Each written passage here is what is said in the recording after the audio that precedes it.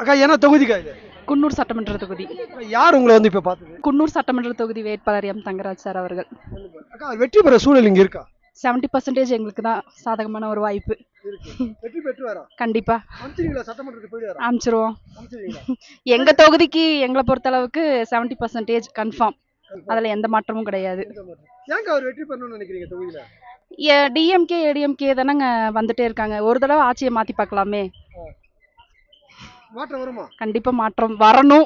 வெற்றி பெறுவாரு. வெற்றி பெறுவாரு. அவர் விஜய் தகுதியான வேட்பாளர் நிறுத்திருக்காரா குன்னூர்ல? கண்டிப்பா நிறுத்தி இருக்காருங்க. எல்லாத்துக்கும் ஒரு சப்போர்ட் பண்ணக்கூடிய ஒருத்தரா நம்ம குன்னூர் சட்டமன்ற தொகுதிக்கு நிறுத்தி இருக்கிறாங்க. கண்டிப்பா அவர் ஜெயிப்பாரு. சரியா? எல்லாரும் ஒண்ணா சேருங்க. நான் தெய்வம் சாமி ஆடுறேன், சாமி சக்தி சொல்றேன். ஜெயிப்பாரு.